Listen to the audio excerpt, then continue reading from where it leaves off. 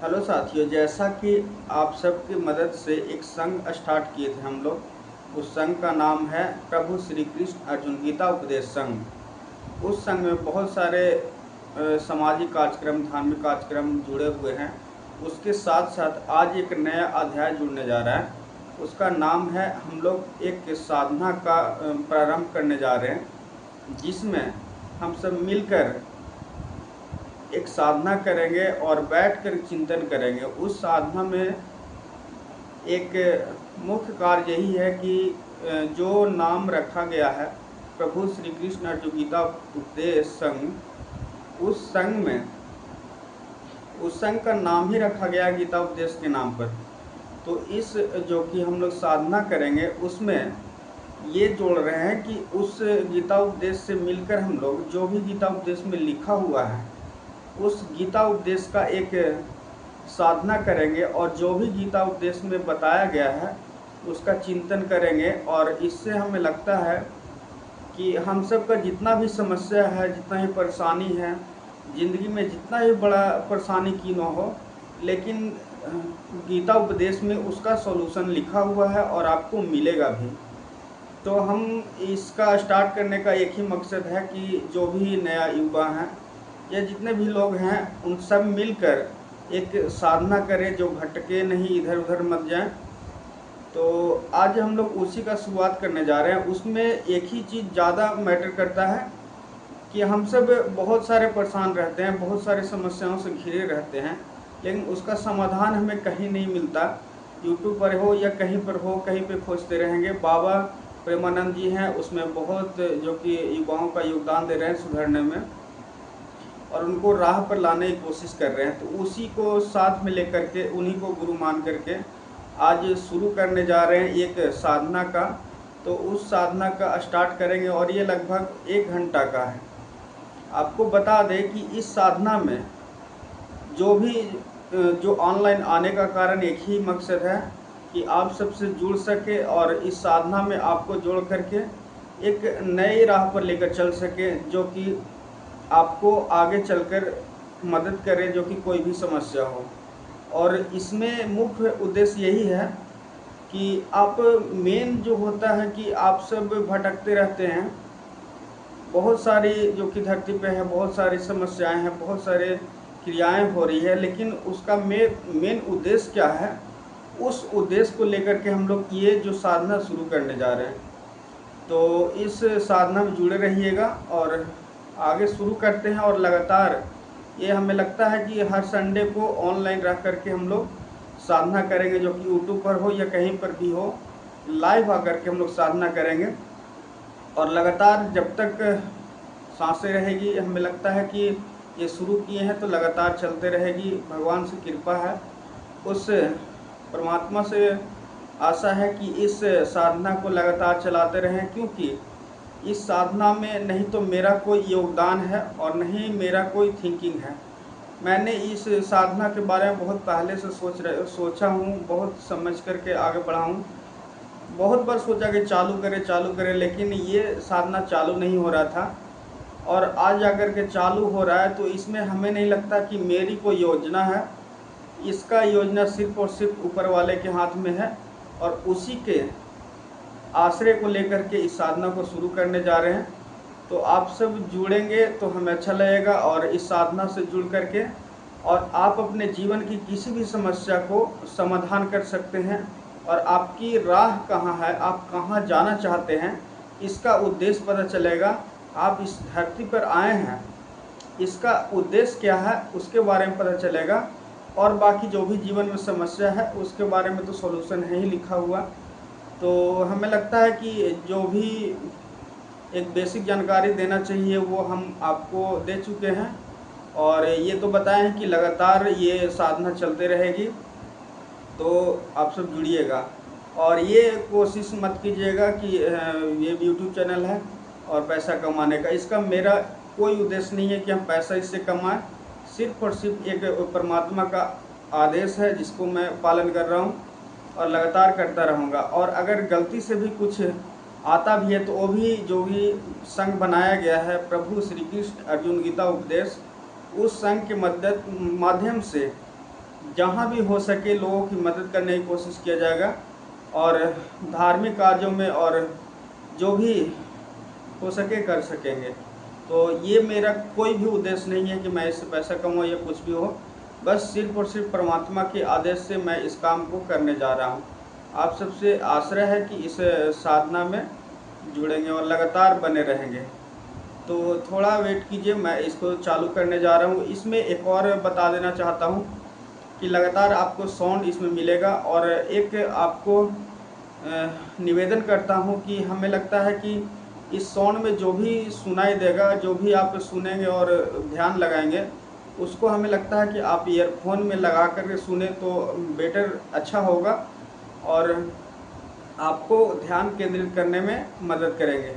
बाकी जो भी होगा इसमें, साधना चालू होगा तो उसमें जो भी मेरा कोशिश होगा कि आप तक जो समझाने की कोशिश कर सकेंगे करेंगे। मैं नहीं करूँगा, जो भी गीता उपदेश में लिखा हुआ है उसकी मदद से आपको समझाने की कोशिश करेंगे।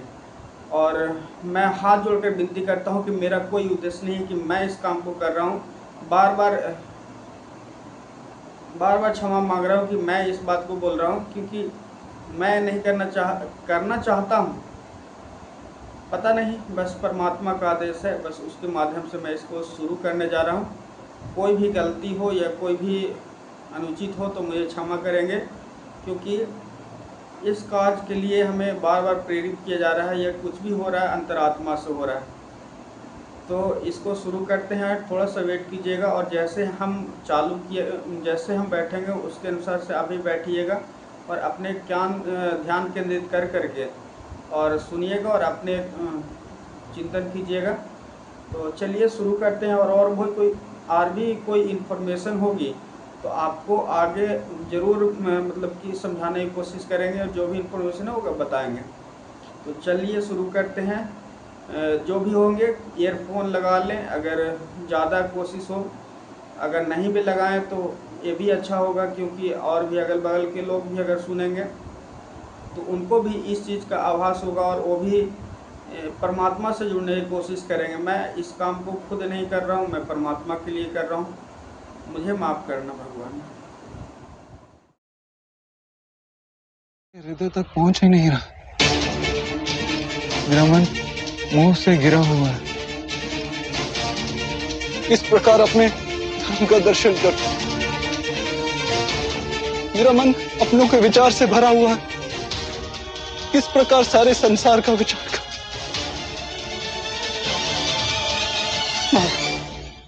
आपने कहा था कि आप मेरे रथ को उचित दिशा में ले चलेंगे।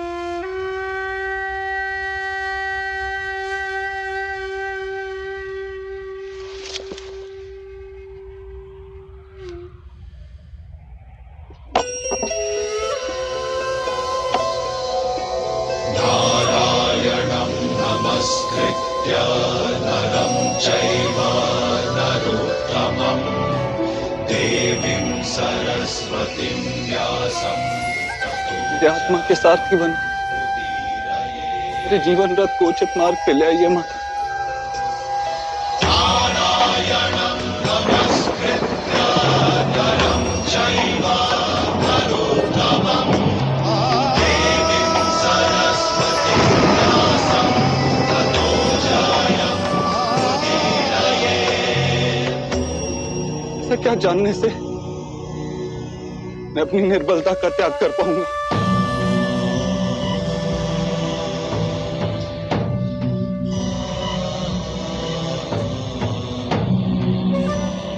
तो पार्थ,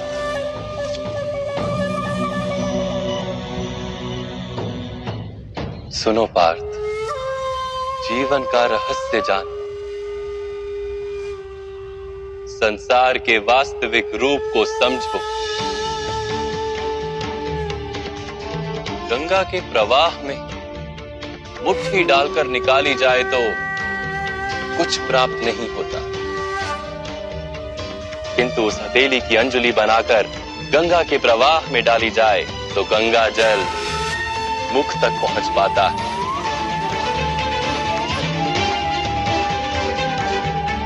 विचार करो पार्थ, अहंकार की मुट्ठी बांधी है या समर्पण की अंजलि बनाई है तुमने?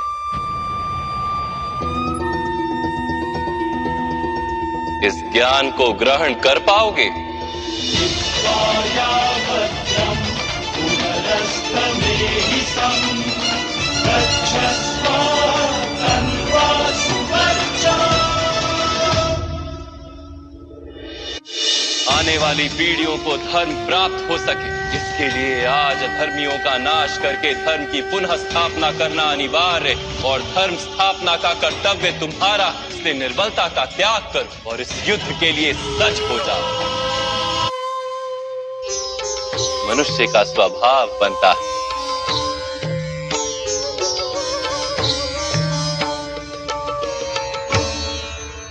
सामने देखो पार्थ,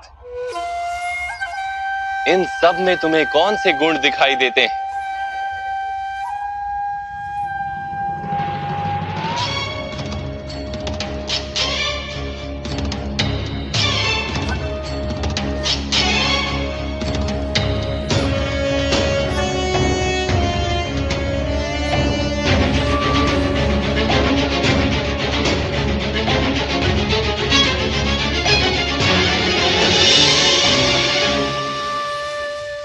युवराज दुर्योधन धर्म जानते हैं परंतु वहन नहीं करते। उनके जीवन का केंद्र अहंकार है, अर्थात उनमें तमस कम है, रजस अधिक है और सत्वगुण पूर्णता नहीं।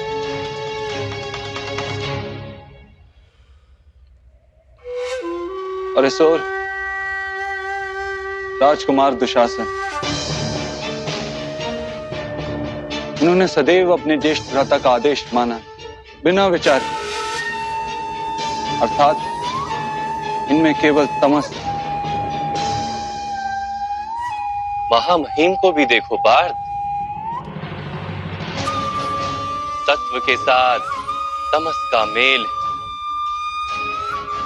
अहंकार नहीं किंतु पुरातन धर्म, पुरानी परंपराओं और प्रण के साथ बंधे, आवश्यकता होने पर भी अपना प्रण नहीं तोड़ सकते।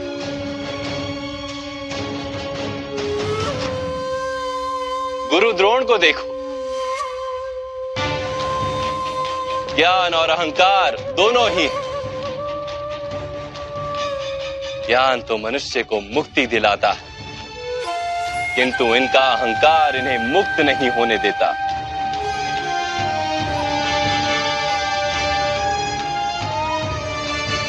परंतु माधव,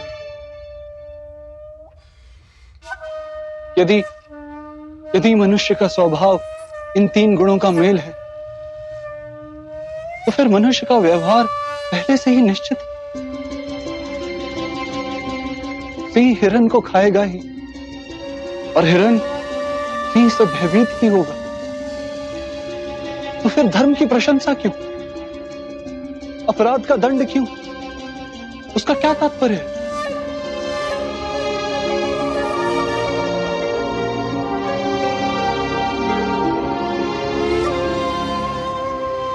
उत्तम प्रश्न है पार्थ, किंतु पहले मनुष्य क्या है ये तो जान लो।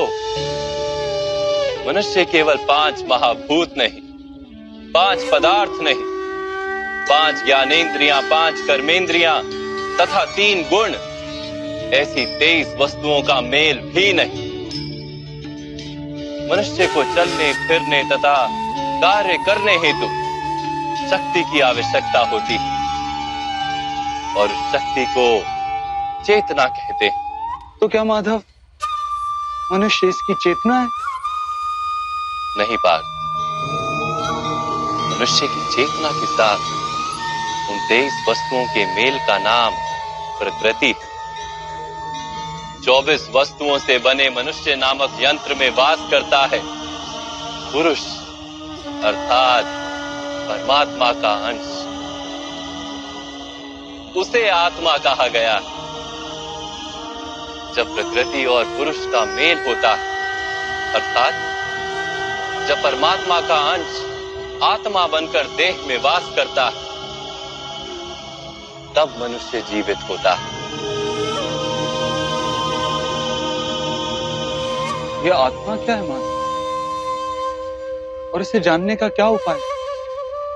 मनुष्य जैसे रथ का उपयोग करता है, वैसे ही आत्मा शरीर नाम के इस यंत्र का उपयोग करती है।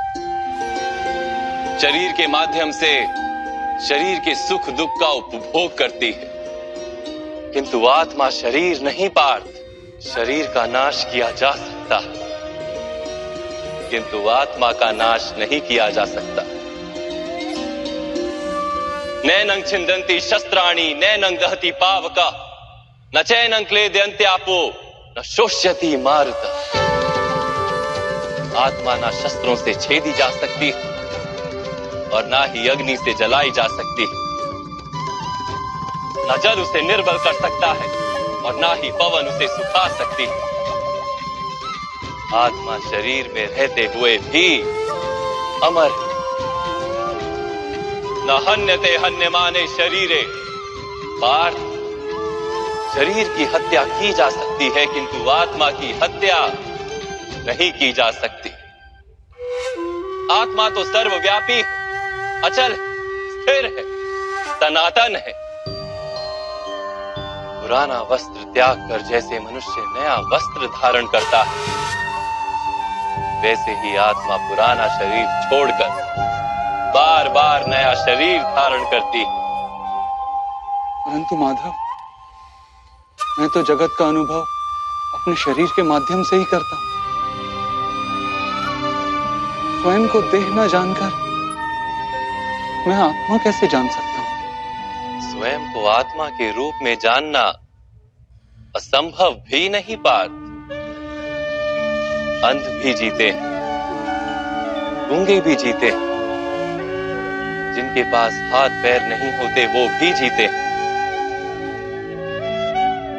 स्पष्ट कि शरीर मनुष्य नहीं, जिसकी चेतना चली जाती है, जिसे मूर्छा आ जाती है, वो भी जीवित रहता है। इसलिए स्पष्ट है कि मनुष्य का चेतन तत्व वो भी शरीर नहीं। इसी प्रकार जो व्यक्ति अपने भीतर खोज करता है, मैं इंद्रियां नहीं, शरीर नहीं, भावनाएं नहीं, विचार नहीं, ज्ञान भी मैं नहीं, जो ये समझता जाता है, वो अंत में स्वयं को आत्मा के रूप में जान ही लेता है।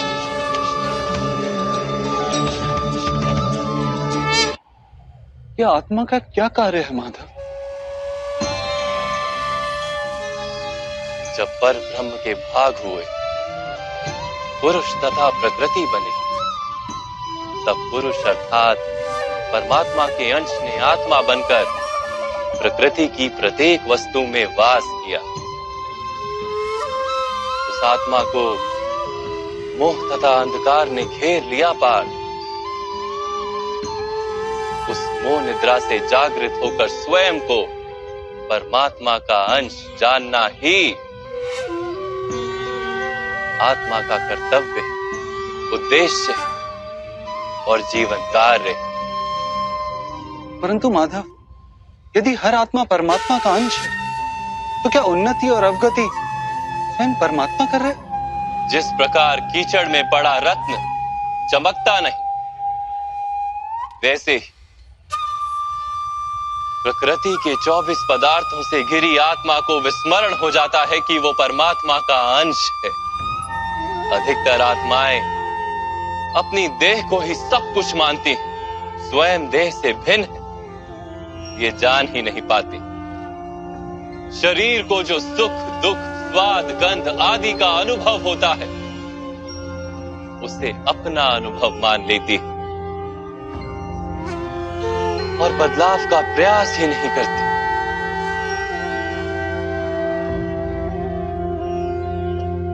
जो आत्माएं बदलाव का प्रयत्न नहीं करती, निरंतर अधर्म करती रहती, उन्हें जागृत करने के लिए दंड देना अनिवार्य है।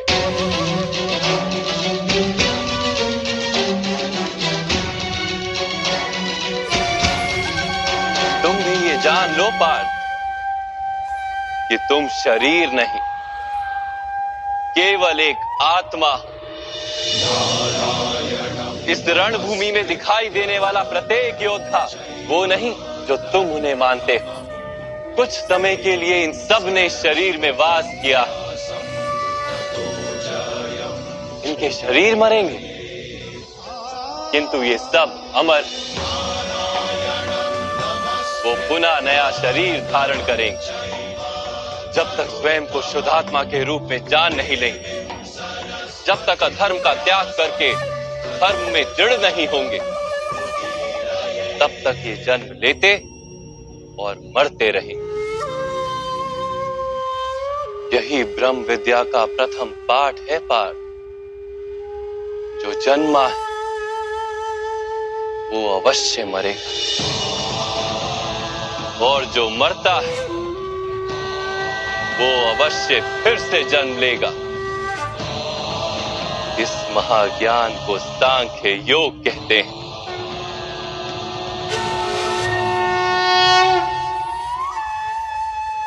धर्म और अधर्म क्या है माधव?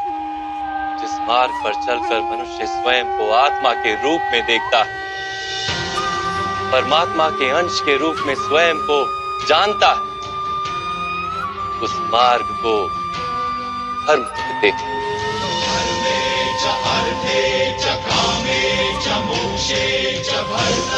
जब मनुष्य स्वयं को परमात्मा के अंश के रूप में जान लेता है, तब उसे ये अनुभूति होती है कि ये सृष्टि ही परमात्मा है और ये परमात्मा ही सृष्टि है। सृष्टि और परमात्मा में कोई भेद नहीं।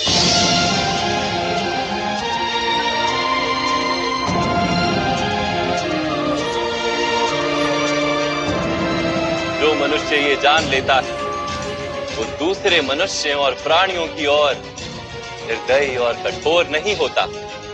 वो ये जानता है कि जीव कटने से पीड़ा केवल जीव को नहीं होती, उसकी अनुभूति समग्र शरीर को होती है। वैसे एक मनुष्य को पीड़ा होती है तो समग्र संसार उस पीड़ा का अनुभव करता है। जब तक संसार में एक मनुष्य भी पीड़ित है, तब तक वास्तव में किसी का भी सुख संपूर्ण नहीं। ये जानने पर मनुष्य का मन करुणा से भर जाए, उसे धर्म कहते हैं।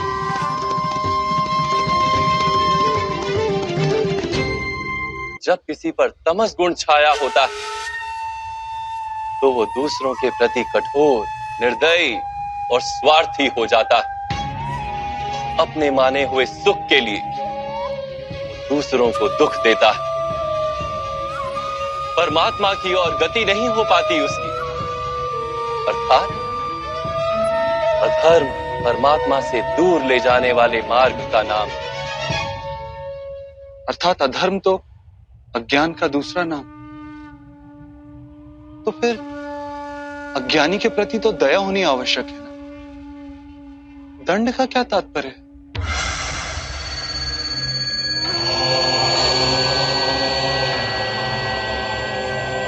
अज्ञानी जब ज्ञान का मूल्य जानने को सजना, ज्ञान पर दृष्टि डालने को भी सजना, तब दंड ही दया है।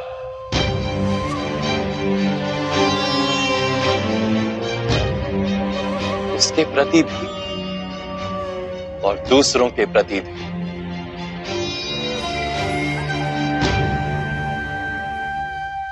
सृष्टि की गति सदा ही परमात्मा की ओर हो, यह अनिवार्य है।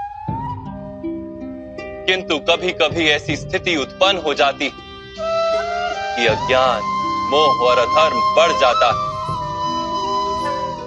संसार से धर्म लुप्त हो जाने का भय उत्पन्न हो जाता है। संसार से जब धर्म लुप्त हो जाता है, करुणा भी नष्ट हो जाती है और सत्य भी नष्ट हो जाता है। आने वाली पीढ़ियों को धर्म प्राप्त हो सके, इसके लिए आज अधर्मियों का नाश करके धर्म की पुनः स्थापना करना अनिवार्य है।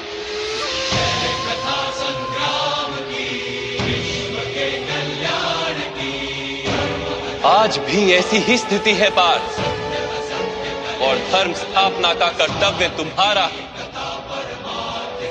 इसलिए निर्बलता का त्याग करो और इस युद्ध के लिए सज हो जाओ, और इस युद्ध के लिए सज हो जाओ, युद्ध के लिए सज हो जाओ।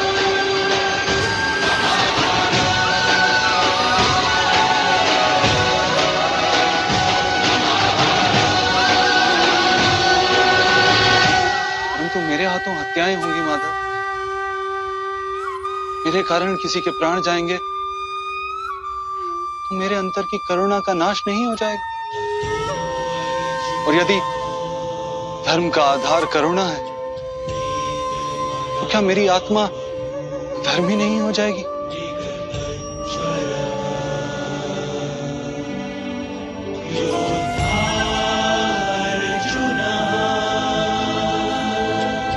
कर्म का बंधन अवश्य निर्मित होता है, किंतु कार्य का बंधन निर्मित नहीं होता पार्थ। तुम्हें कर्म और कार्य के बीच क्या भेद है, ये जानना आवश्यक है। सभी कर्म कार्य है, किंतु सभी कार्य कर्म नहीं। कर्म उस कार्य को कहते हैं जिसके साथ फल की आशा जुड़ी। मनुष्य जब भी सुख की, संपत्ति, प्रशंसा की आशा रखकर कोई कार्य करता है तो वो उस कार्य के फल से बंध जाता है। जब किसी कर्म को फल की आशा से किया जाए तो उसे सकाम कर्म योग कहते हैं, और जब किसी कर्म को बिना किसी फल की आशा से किया जाए तो उसे निष्काम कर्म योग कहते हैं। इसी कारण से उसे बार बार जन्म लेना पड़ता है। वास्तव में मनुष्य को कोई कर्म नहीं बांधता, कर्म से जुड़ी आशाएं उसे बांधती हैं।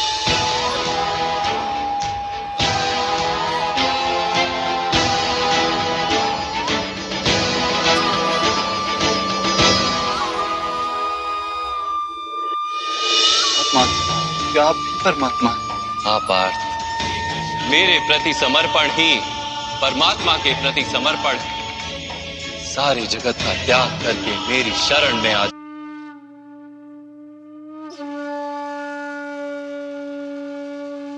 वास्तव में मनुष्य को कोई कर्म नहीं बांधता, उस कर्म से जुड़ी आशाएं उसे बांधती हैं। वो कैसे माधव? यदि इस युद्ध में तुम्हें विजय होने की आशा है तो पराजित होने पर तुम्हें भीषण दुख होगा, और वो दुख तुमसे कोई अन्य कार्य करवाएगा जिसके लिए तुम्हें दूसरा जन्म लेना पड़ेगा। और यदि तुम विजयी हुए तो तुम्हारा अहंकार बढ़ेगा, और वो अहंकार तुम्हें विश्व विजय के लिए प्रेरित करेगा, तुमसे हत्याएं करवाएगा, और उसका पाप तुम्हें बांधेगा। विचार करो, यदि तुम्हें इस युद्ध में ना विजय का मोह और ना पराजय का भय, तो इस युद्ध के अंत में तुम्हें सुख प्राप्त होगा या दुख प्राप्त होगा? ना सुख माधव, ना ही दुख। अर्थात तुम्हारा सुख, दुख, हताशा, निराशा, अहंकार युद्ध के कारण नहीं है। युद्ध के साथ तुमने जो आशाएं बांधी हुई हैं, उसके कारण है। क्या ये सत्य नहीं है पार्थ?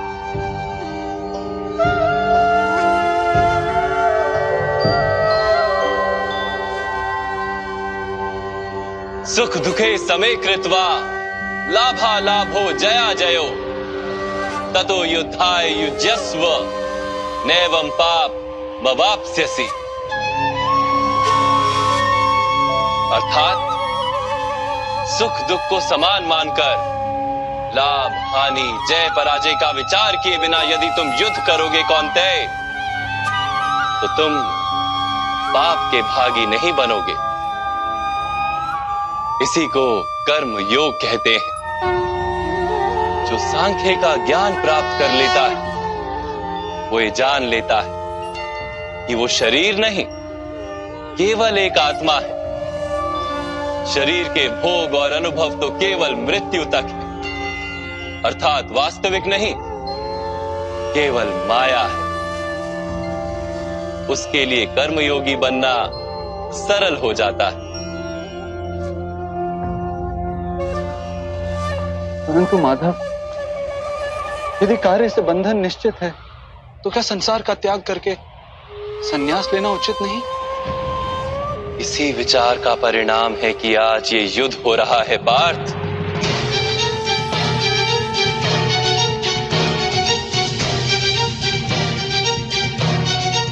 विचार करो, जब सत्व गुण से भरे धर्म को जानने वाले लोग कर्मों का त्याग करते हैं, तब अधर्म से भरे लोग ही संसार को चलाते हैं।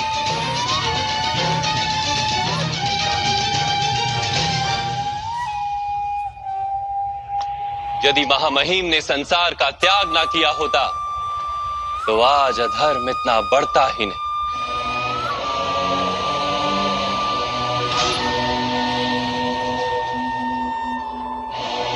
और तुम्हारे पिता ने यदि संन्यास ना लिया होता तो आज भ्राता युधिष्ठिर सुख से राज कर रहे होते।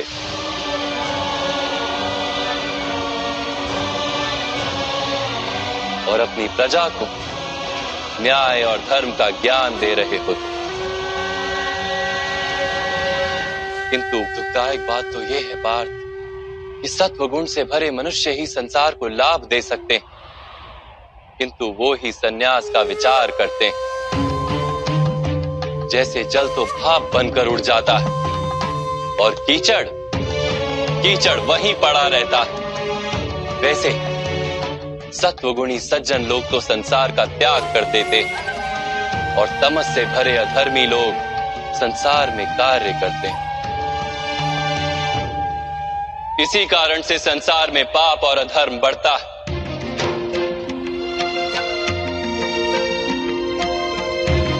किंतु कर्मयोग इस विचित्र स्थिति से सारे संसार का रक्षण करता है।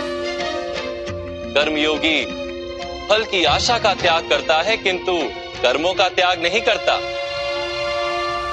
वो इसी संसार में रहता है सन्यासी की भांति, सारे कार्य करता है किंतु उनमें लिप्त नहीं होता। कर्मयोगी अपनी संतानों से, स्वजनों से, अपनी प्रजा से कोई अपेक्षा या आशा नहीं रखता।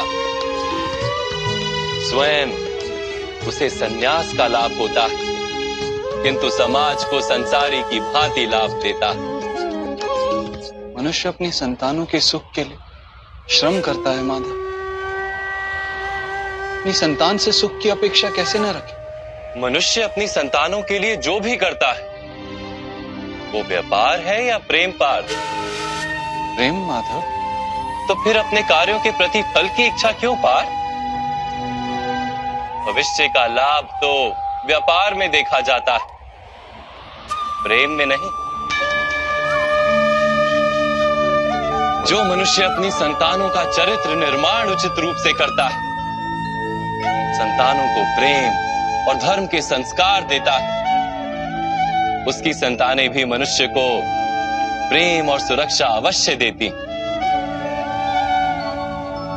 संतानों के कर्म, स्वजनों के व्यवहार उनके कर्म है पार्थ। और जब उनके कर्मों पर हमारा कोई अधिकार नहीं होता तो उनसे आशाएं और अपेक्षाएं रखने का क्या प्रयोजन? यदि गहन विचार करोगे पार्थ तो शीघ्र ही ये जान लोगे कि जीवन में ऐसा कोई कार्य नहीं है जिसके साथ आशाएं और अपेक्षाएं जोड़ना अनिवार्य हो। जब सृष्टि ही परमात्मा है और मनुष्य स्वयं परमात्मा का अंश है तो सारे कार्य परमात्मा ही करते हैं, मनुष्य स्वयं कुछ नहीं करता। यही कर्मयोग का मूल सिद्धांत है पार्थ।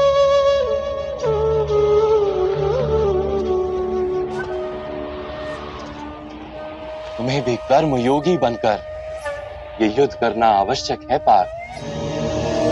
त्रिगुणिया विश्या वेदा निस्त्रिगुण्यो भवार्जुन निर्द्वंद्वो नित्य तत्वस्थो निर्योग क्षेम आत्मवान। 3 गुणों का त्याग करके निर्गुण बन जाओ पार्थ। इस द्वंद्व से मुक्त हो जाओ। सदा सत्व अर्थात परमात्मा में बुद्धि लगाकर कर्तव्य का वहन करते रहो।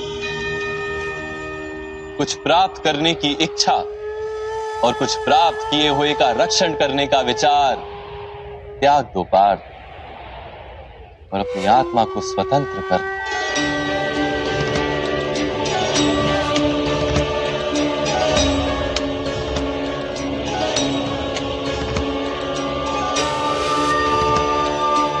स्मरण रहे पार्थ, कर्मण्यवाधिकारस्ते मा फलेषु कदाचन मा कर्म फल हेतुर्भु मा ते संगोस्त्व कर्मणि। तुम्हारा अधिकार तो केवल कर्म करने का है, फल तो ईश्वर के हाथ में है। इसलिए ना कर्म से भागना उचित है और ना ही कर्म के फल की आशा रखना उचित है।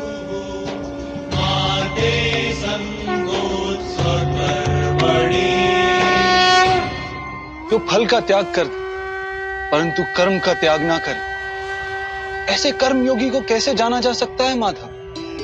विश्या विनिवर्तन्ते निरहारस्य देहिनः रसवर्जम रसोप्यस्य परम दृष्ट्वा निवर्तते।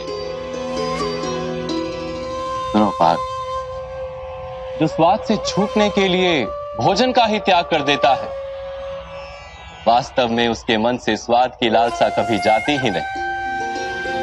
उसे दोहरी हानि होती है।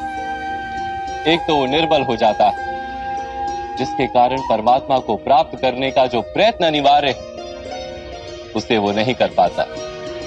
और दूसरा, सदा ही उसका मन स्वाद की लालसा से भरा रहता है। इसलिए भोजन का त्याग करने से उत्तम है स्वाद की लालसा का ही त्याग कर दिया जाए। कर्मयोगी अपने मन की सारी लालसाओं को खींच लेता है, जीवन को कर्तव्य मानकर कार्य अवश्य करता है, किंतु उन कार्यों से जुड़ता नहीं। और पार्थ, जो व्यक्ति अपने कार्यों से आशाएं और इच्छा नहीं रखता, उसी के कार्य पूर्ण होते हैं।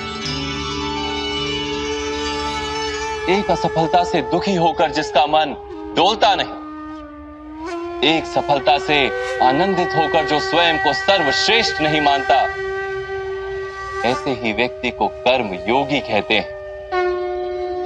और ऐसा व्यक्ति जीवन में बार बार सफल होता है।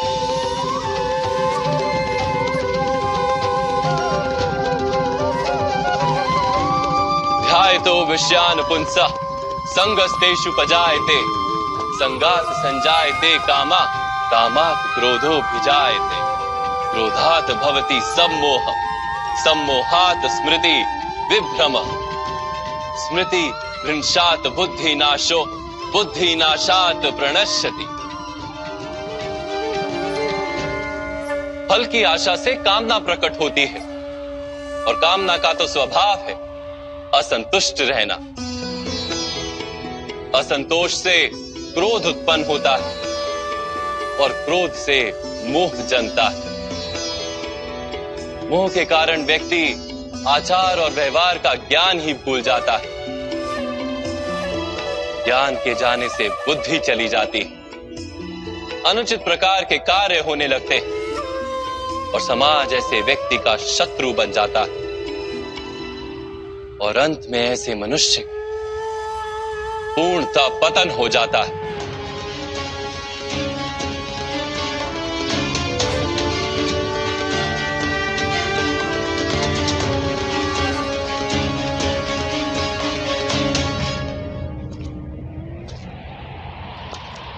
जैसे भ्राता दुर्योधन उनके सेनापति महामहिम उनके ही शत्रु हैं और तुम्हें विजय का आशीर्वाद दिया।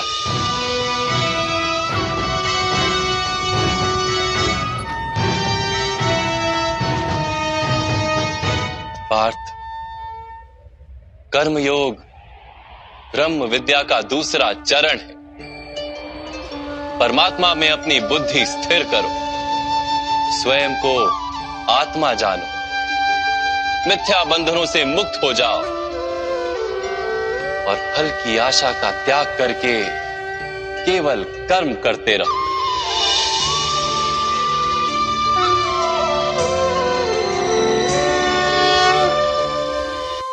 अपनी बुद्धि को परमात्मा में स्थिर करके कर्म योगी बनने का क्या मार्ग है माता? पार्थ, सांख्य योग के कारण मनुष्य परमात्मा का निरंतर स्मरण करता रहता है। परमात्मा का स्मरण करने से मनुष्य के हृदय में समर्पण का भाव उत्पन्न होता है और उस भाव को भक्ति कहते हैं। भक्ति से मनुष्य को सत्य असत्य का ज्ञान प्राप्त होता है। उस ज्ञान से उसे परमात्मा के दर्शन होते हैं और जिसे परमात्मा के दर्शन हो जाते हैं वही वास्तव में कर्मयोगी बन जाता है और जन्मों के फेरों से छूटकर मोक्ष को प्राप्त कर लेता है। सभी आत्माओं का अंतिम लक्ष्य वही है और धर्म का अंतिम चरण भी वही है। किंतु मैं परमात्मा के दर्शन के बिना समर्पण किस प्रकार कर सकता हूं माता? परमात्मा के दर्शन करने हेतु अपनी आंखों पर बंधे लालसा, अहंकार, क्रोध और पूर्वाग्रह की पट्टियों को उतारना होता है। अंधेरे कक्ष में बैठा मनुष्य यदि कहे कि उसे सूर्य के दर्शन करने तो उससे क्या कहोगे? यही कहोगे ना कि कक्ष से बाहर आ जाए और आकाश के नीचे खड़ा हो जाए। सूर्य तो सदैव उपस्थित है। वैसे ही पार्थ, ये सृष्टि ही परमात्मा है, परमात्मा ही सब कुछ है। परमात्मा के सिवा कुछ भी नहीं। जो अपनी आत्मा के दर्शन कर लेता है वो परमात्मा के दर्शन कर लेता है। जैसे नमक के एक कण का स्वाद समग्र सागर के स्वाद से भिन्न नहीं होता, वैसे अपनी आत्मा के दर्शन परमात्मा के दर्शन से भिन्न नहीं होते।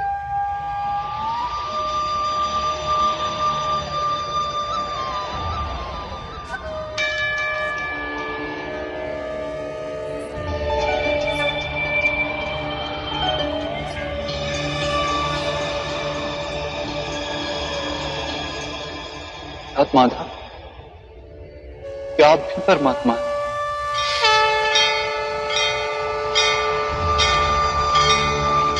हाँ पार्थ,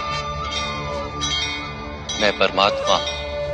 यदा यदा हि जैसे तुम भी परमात्मा, ग्लानिर् केवल तुम अभी जागृत नहीं हुए हो और मैंने ये जान लिया। उत्थानम् अधर्मस्य तदात्मानं सृजाम्यहम्।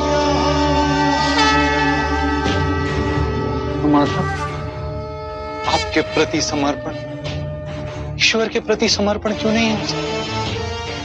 अवश्य, मेरे प्रति समर्पण ही परमात्मा के प्रति समर्पण। सर्वधर्मान् परित्यज मामेक शरणम व्रज। सारे जगत का त्याग करके मेरी शरण में आ जाओ पार्थ। यदा यदा हि धर्मस्य मैं ही संसार हूं, मैं संसार का प्रत्येक कण हूं, मैं ही सूर्य हूं, और मैं ही चंद्र हूं, मैं ही नक्षत्र हूं और मैं ही सभी ग्रह हूं। मैं सूर्य से भी अधिक पुरातन हूं और किसी वृक्ष पर खिली कली से भी नया हूं। मैं ही सारे मनुष्य हूं, मैं ही स्वर्ग और नर्क को धारण करने वाली शक्ति हूं। मैं ही दुर्योधन हूं और मैं ही अर्जुन भी हूं।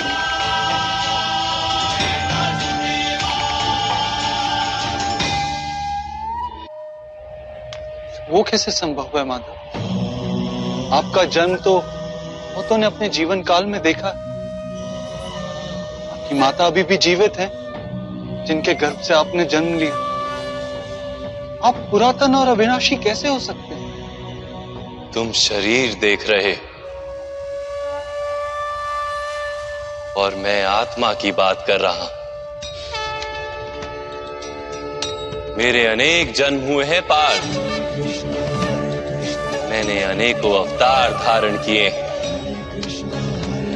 कई शरीर बने हैं मेरे और इसी मिट्टी में मिले।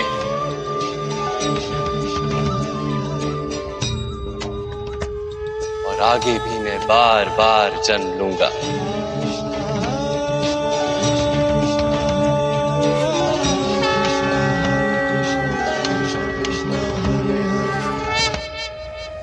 यदा यदा हि धर्मस्य ग्लानिर्भवति भारत अभ्युत्थानम् अधर्मस्य तदात्मानं सृजाम्यहम्।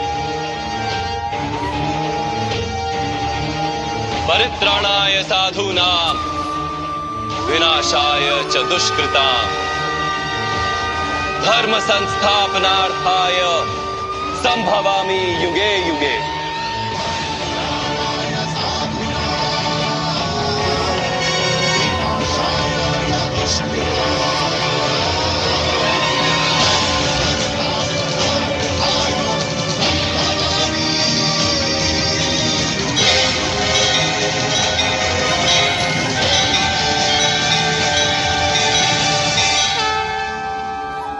जब जब धर्म को हानि होती है, जब जब अधर्म में वृद्धि होती है, तब तब सत्पुरुषों के उद्धार के लिए, अधर्मियों के विनाश के लिए और धर्म की पुनः स्थापना के लिए मैं ही जन्म लेता हूं। ये प्रत्येक युग में होता आया है और आगे भी ऐसा ही होगा। मैं ही अविनाशी परमात्मा हूं, मैं ही मत्स्य भी था और मैं ही वामन अवतार भी। मैं ही परशुराम हूं और मैं ही रामचंद्र भी था।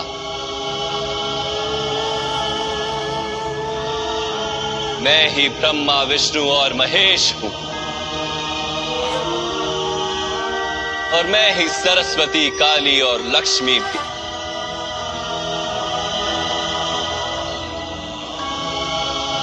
मैं ना पुरुष ना स्त्री और ना ही नपुंसक। मैं ना शरीर हूं ना शरीर के अंग हूं। मैं ज्ञान, सृष्टि, चैतन्य और पर ब्रह्म। मैं सब कुछ हूं और मैं कुछ भी नहीं।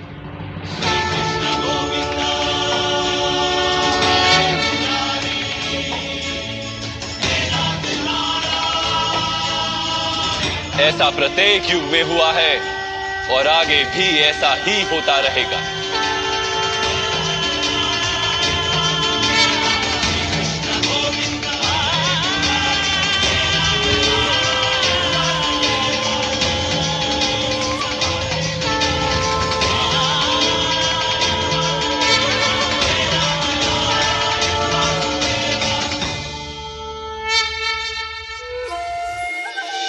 मैं आपके वास्तविक रूप का दर्शन करना चाहता हूं माधव। देखो पार्थ,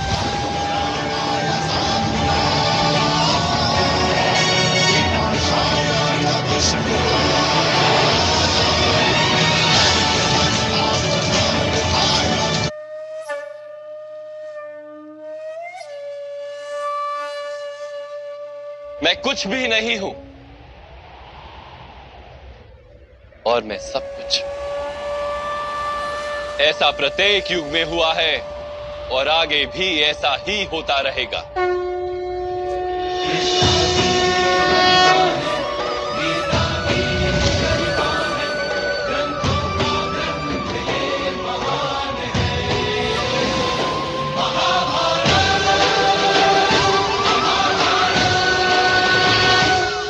तुम आत्मज्ञान प्राप्त करोगे पार्थ, स्वयं को मुझसे जुड़ा ही पाओगे। तब तुम भी मेरी ही भांति स्वयं को परमात्मा के रूप में देखोगे। किंतु उस पद को प्राप्त करने हेतु मेरे प्रति संपूर्ण समर्पण अनिवार्य है। समर्पण क्या है मां? समर्पण मन की ऐसी स्थिति का नाम है जब मनुष्य अपने सारे संकल्पों का त्याग कर देता है, स्वयं से किसी प्रकार के निर्णय अथवा प्रण भी नहीं लेता। जिस प्रकार के कार्य उसे दिए जाते हैं उसी प्रकार के कार्य करता है। वास्तव में समर्पण का अर्थ होता है अपने आप, अपने मन को, बुद्धि को, ज्ञान को, इच्छा को, आशा को, अपनी भावनाओं को, अपना सब कुछ किसी को अर्पण कर देना। और ऐसे समर्पण को भक्ति कहते हैं।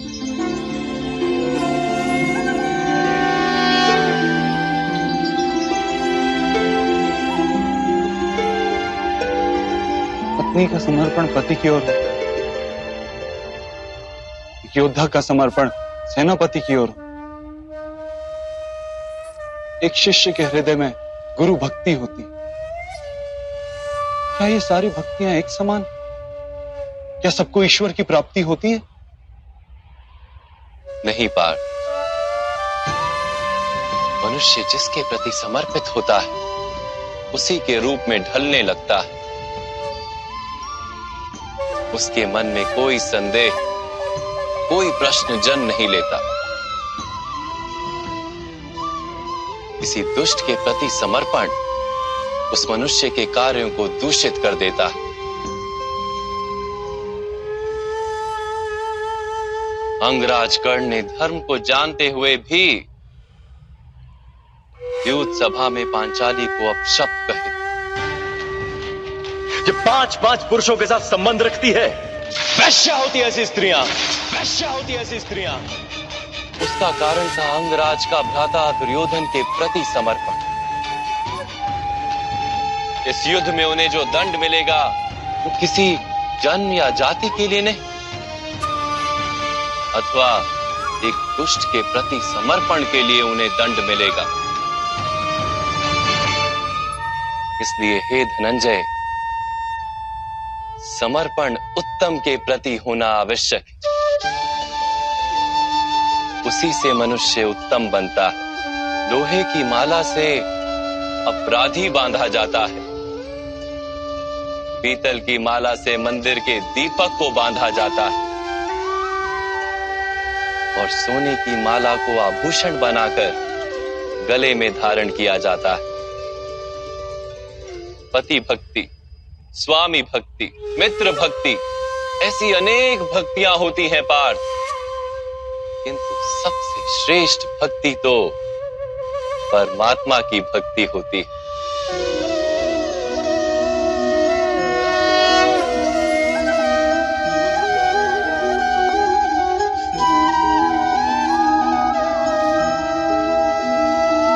किंतु परमात्मा की भक्ति का सांख्य अथवा कर्म योग से क्या संबंध है? सांख्य योग के कारण मनुष्य स्वयं को आत्मा के रूप में जानता है। कर्म योग से वो जीवन के बंधनों से छूट जाता है और भक्ति के कारण मनुष्य को परमात्मा के वास्तविक रूप का ज्ञान होता है।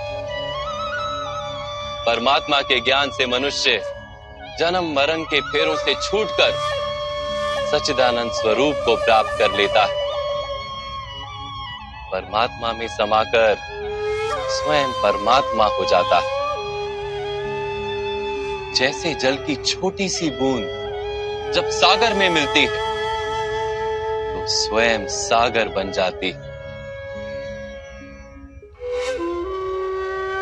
अर्थात इस शरीर का कोई महत्व ही नहीं है माधव। अवश्य महत्व है पार्थ।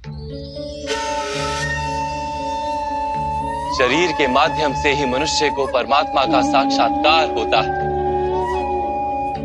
मृत्यु और नए जन्म के बीच के समय में आत्मा के ज्ञान में वृद्धि नहीं हो पाती। इस जन्म में प्राप्त अनुभव, ज्ञान, विचार और अभ्यास को लेकर आत्मा नया शरीर धारण करती है। आत्मा की प्रगति और अधोगति शरीर में रहकर ही संभव है।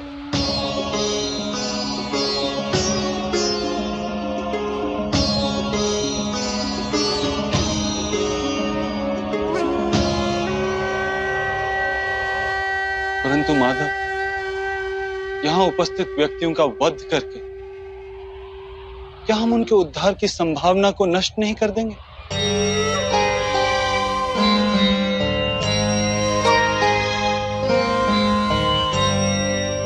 हमारे शत्रु धर्म की मर्यादा को तोड़ चुके हैं पार्थ। अधर्म ही उनका स्वभाव बन गया। उनका उद्धार अब असंभव है।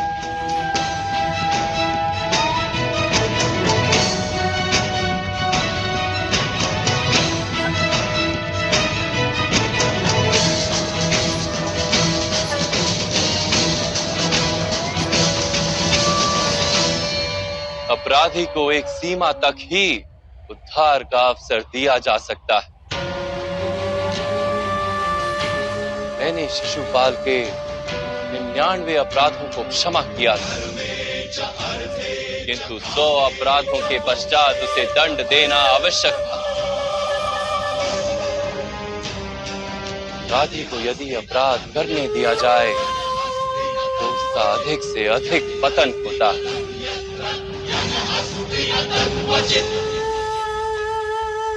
उसे अधर्म से रोकने में ही करुणा है धनंजय। ये आत्माएं मरेंगी नहीं। अधर्म से दूषित शरीर का त्याग करके नया शरीर धारण करेंगी और उस शरीर में उनकी प्रगति की संभावना अधिक होगी।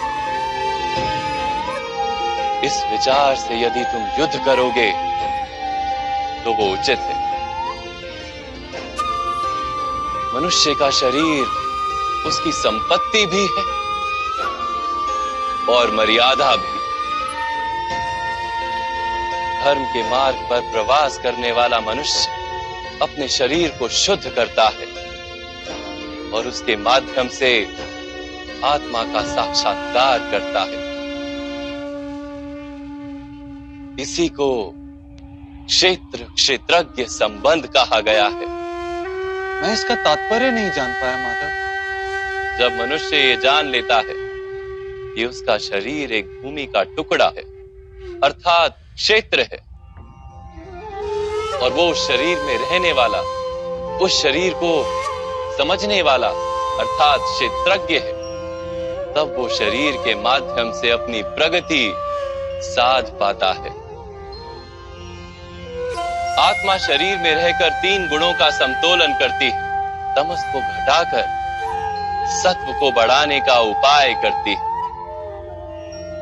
और ईश्वर की भक्ति करके परमात्मा के साथ एक हो जाती है। ये कैसे की जाती है माधव? क्या समर्पण ही भक्ति नहीं? नहीं पार्थ, समर्पण तो भक्ति का प्रथम चरण है। वास्तव में भक्ति किसी कार्य का नाम नहीं, वो तो केवल मनस्थिति का नाम है। आवश्यक है कि मनुष्य जब तब यज्ञ याग यम नियम योग और स्वाध्याय के माध्यम से अपने अंतर को शुद्ध करे और परमात्मा के प्रति समर्पित रहे। मनुष्य अपने सारे कार्य सभी कार्यों के फल अपने जीवन का प्रत्येक श्वास परमात्मा को समर्पित करता रहे।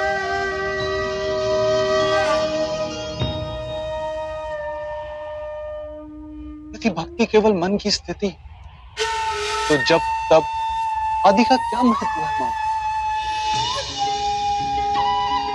जैसे आज धोया हुआ पात्र कल पुनः मैला हो जाता है, वैसे ही मनुष्य का मन बार बार परमात्मा से विमुख हो जाता है। इसीलिए आवश्यक है कि जब तप और स्वाध्याय आदि के माध्यम से स्वयं को निरंतर ये स्मरण दिलाता रहे कि उसका जीवन परमात्मा के प्रति समर्पित है। किस तट पर डुबकी लगाई जाए इसका महत्व नहीं, महत्व है डुबकी लगाने का। भक्ति योग का एक ही सार है पार कि मनुष्य परमात्मा को अपना जीवन अर्पण करके परमात्मा की भक्ति करता रहे और सत्व गुण से युक्त संपत्ति को संभाल कर रखे। सत्व गुणी संपत्ति किसे कहा जाता है मां? अहिंसा सत्यम क्रोध त्याग शांति ही पेशुनम दया भूतेष्व लोलुप्त्वम मार्दवम वीर चापलम तेज क्षमा धृति शोचम द्रोहो नातिमानिता भवन्ति संपदम देवी अभिजातस्य भारत। बिना कारण तथा स्वार्थ के हेतु हिंसा करना अधर्म है पार। वास्तव में अहिंसा ही परम धर्म है और उसके साथ सत्य, क्रोध ना करना, त्याग, मन की शांति, निंदा ना करना, दया भाव, सुख के प्रति आकर्षित ना होना, बिना कारण कोई कार्य ना करना, तेज, क्षमा, धैर्य, शरीर की शुद्धता, धर्म का द्रोह ना करना तथा अहंकार ना करना, इतने गुणों को सत्व गुणी संपत्ति या दैवी संपत्ति कहा जाता है। इसी से मनुष्य परमात्मा की अर्थात मेरी भक्ति कर पाता है, जीवन के कर्तव्यों का वहन करता है, धर्म की स्थापना करता है और कर्म के फल की आशा का त्याग करके जीता है। उसे मैं निस्संदेह इस जन्म में संतोष देता हूं और मृत्यु के पश्चात अपने ही अंतर में स्थान देता हूं।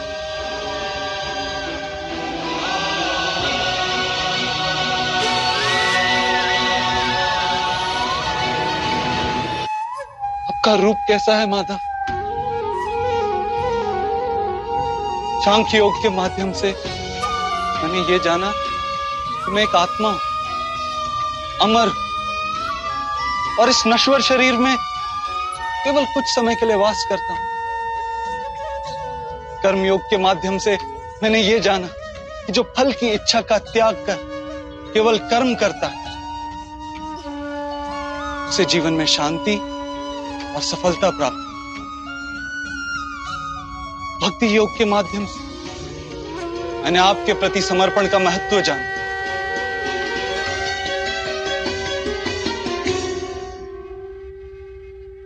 परंतु माधव, आपने कहा था यहां हर स्थान पर मनुष्य नहीं केवल परमात्मा है।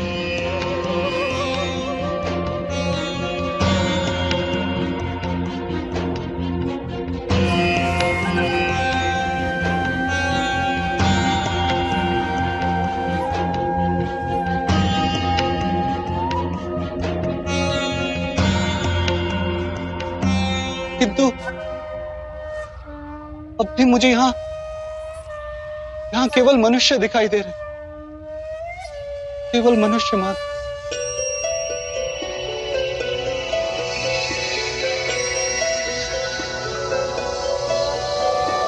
नारायणं नमस्कृत्य नरं चैव नरोत्तमं देवीं सरस्वतीं व्यासं ततो जयमुदीरये। मैं आपके वास्तविक रूप का दर्शन करना चाहता हूँ माता।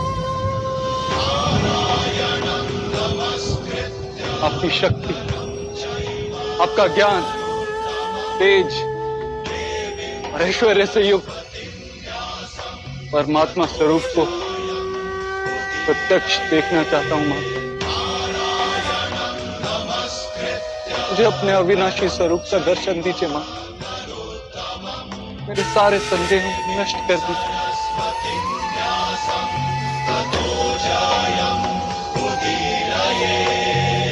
मुझे दर्शन दीजिए मां।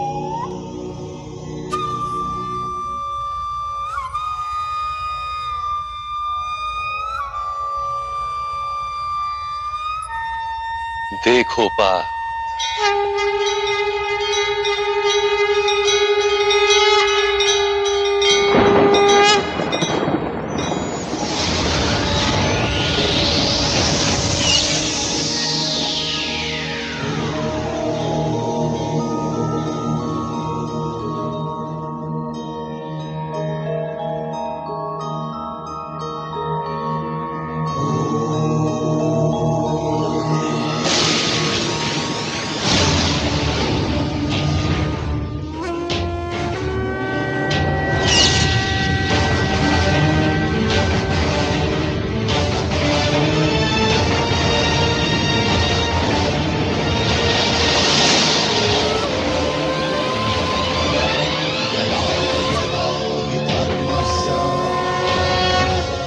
ग्लानिर्भवति भारत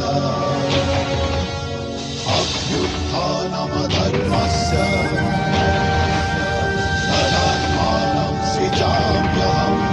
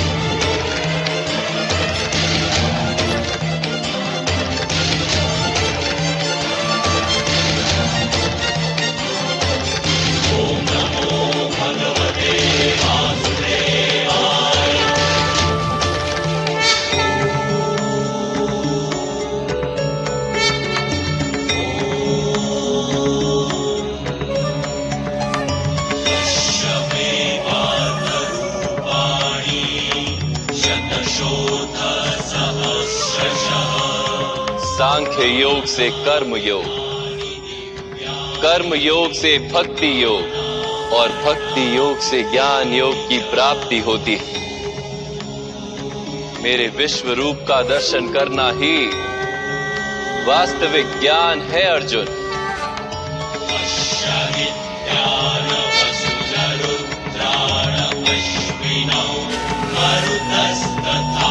यही एक ज्ञान जो विश्व में सारे ज्ञानों तथा विज्ञानों का आधार है। यही ज्ञान मुक्ति प्रदान करता है। देवताओं को भी जो दर्शन सरलता से प्राप्त नहीं होते, ऐसा वास्तविक रूप में तुम्हें दिखा रहा हूं अर्जुन।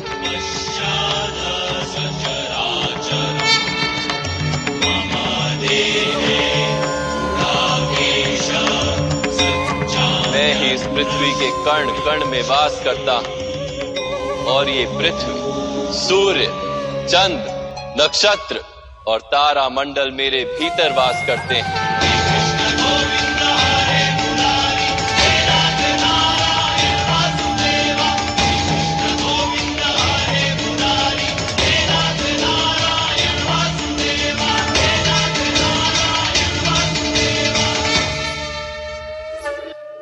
मैं आपके प्रत्येक आदेश का पालन करूंगा।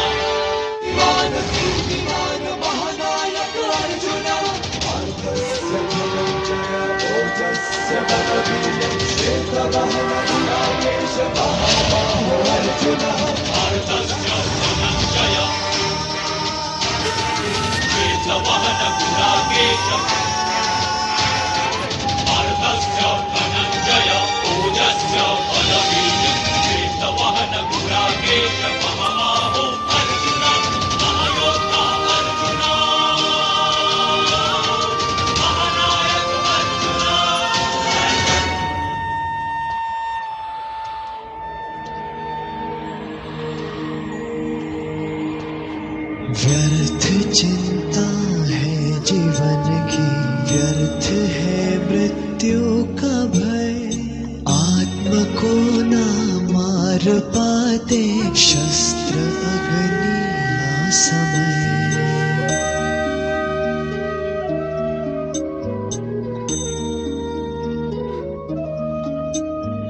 पंचभूतों की बनी ये देह केवल वस्त्र है। पंचभूतों की बनी ये देह केवल वस्त्र है। आत्मा का जो वास्तविक है, घर कहीं अन्यत्र है।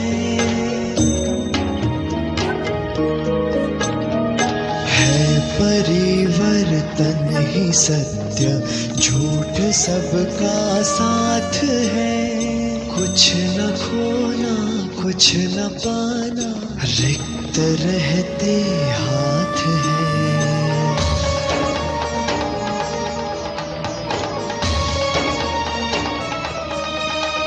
ईश्वर स्वयं है सृष्टि सारी, कहाँ उसको खोजना। जो भी होता शुभ ही होता, सब उसी की योजना। कामनाएं फल की छूटे, वो ही सच्चा कर्म है। ईश्वर चरण में हो समर्पण, वो ही केवल धर्म है। व्यर्थ चिंता है जीवन की, व्यर्थ है मृत्यु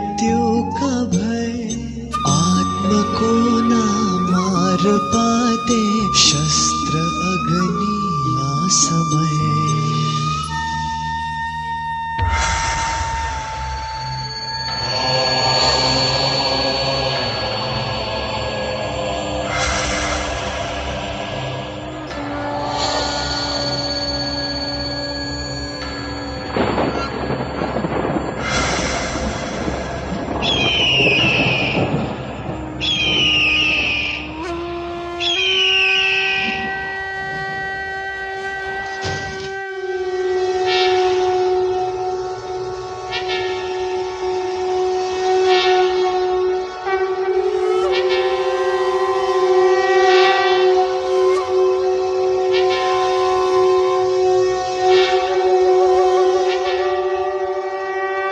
वासुदेव ने अपनी योग माया से अपूर्व ब्रह्म विद्या को केवल एक क्षण में पांडुपुत्र अर्जुन के मन में स्थापित कर दिया है महाराज।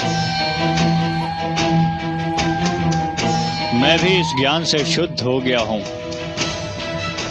ऐसा मुझे प्रतीत होता है। इसमें कोई आश्चर्य नहीं है कि पांडुपुत्र अर्जुन ने अपनी अद्भुत शक्ति और संकल्प के साथ अपने गांडीव को उठा लिया है महाराज।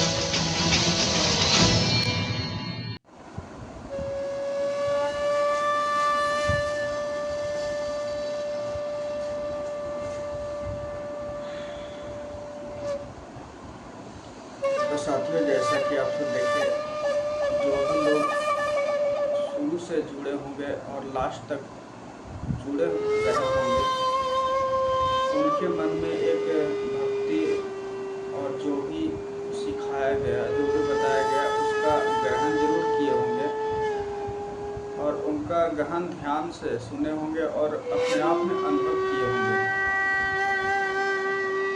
तो यही साधना जो शुरू किया गया है, इसका यही मूल कर्तव्य है और लोगों को सही मार्ग पर लाना और जीवन का क्या उद्देश्य है इसको समझाना इस साधना का मुख्य उद्देश्य है। तो आज का साधना यही है। इसके साथ ही एक सवाल आप सबके सामने रखना चाहता हूँ कि इस जो साधना था उसमें एक बात कही गई कि लगातार की साधना क्यों करना चाहिए। अगर लगातार जुड़े हुए होंगे तो इसमें आपको इसके बारे में ज़रूर बताया गया होगा कि लगातार साधना क्यों करना चाहिए, लगातार पूजा क्यों करना चाहिए, रोज क्यों करना चाहिए, नाम जप क्यों करना चाहिए, जो बहुत बड़े बड़े साधु संत कहते हैं। तो उसका जवाब इसमें आपको मिला ही है। आप सबसे उम्मीद है कि अगर आप इसमें जुड़े हुए होंगे तो ज़रूर मिला होगा, तो उसको कमेंट में बताइएगा। और भी आपके मन में जो भी क्वेश्चन उठा होगा, जिसमें आप कंफ्यूजन होगा, तो उसको भी कमेंट में लिखिएगा। मैं तो इतना समझदार नहीं कि मैं इतने बड़े सवाल को जवाब दे सकूं, लेकिन इस माध्यम से जो गीता उपदेश में लिखा गया है उस माध्यम से समझ करके आपको समझाने की कोशिश करूँगा। हो सके तो परमात्मा के आदेश होगा तो आप सब तक सही डायरेक्शन में सही कुछ बताने की कोशिश करूँगा और इस साधना को लगातार आगे चलाता रहूँगा और आप सबको एक सही दिशा के राह पर रखने की कोशिश करूँगा। तो आज की साधना यही खत्म होती है और आपको बता दें कि हर संडे को कोशिश करेंगे कि लाइव आकर के आप सबसे साधना में बैठे, जैसे अभी बैठे हुए थे, आप सब भी अपने घर पे बैठ करके लाइव आकर के एक साथ बैठ करके साधना को करें।